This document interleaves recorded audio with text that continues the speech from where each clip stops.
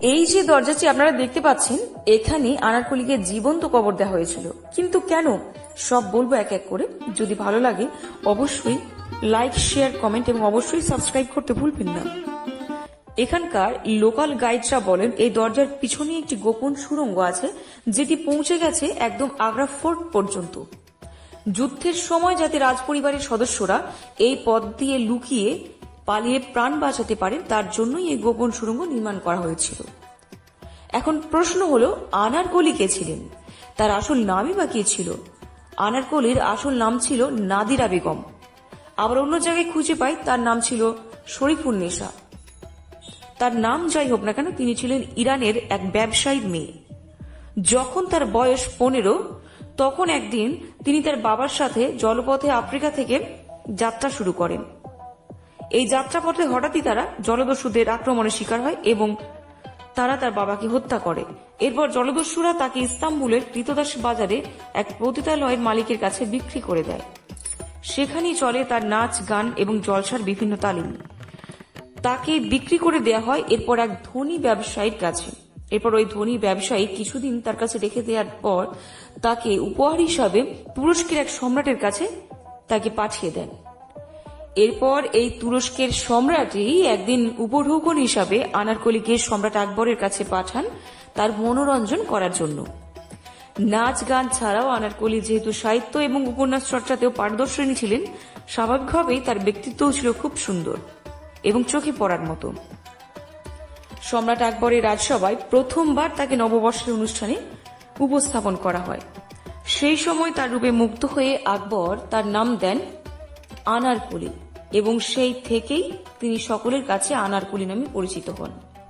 এই আনার শব্দের অর্থ হল বেদানা। আনারকলির গালের উজ্জ্বল লাল বর্ণের জন্যই নাকি সম্রাট আকবর তাকে এমন নাম দিয়েছিলেন। যাই হোক, ঘটনাচক্রে সেদিনের সভায় সম্রাট আকবরের ছেলে শাহজাদা সেলিমও উপস্থিত ছিলেন। সেলিম এই আনারকলির রূপে এতটাই মুগ্ধ হন যে তিনি তার প্রেমে পড়ে যান। তার ভালোবাসার কাছে আনারকলিও স্ব ইচ্ছায় নত হতে বাধ্য হন। ধীরে ধীরে তাদের মধ্যে একটা গভীর প্রেমের সম্পর্ক গড়ে ওঠে।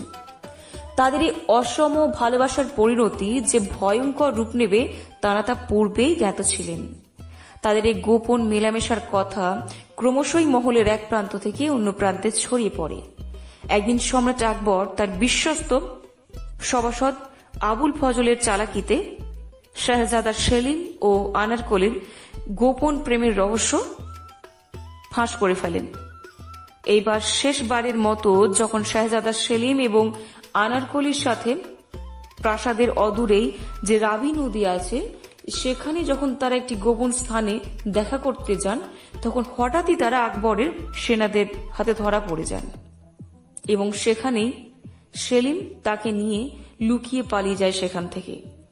এরপর সম্রাট আকবরের বিরুদ্ধে শাহজাদা সেলিম যুদ্ধ ঘোষণা করেন এবং সেই যুদ্ধে সেলিম পরাজিত হন।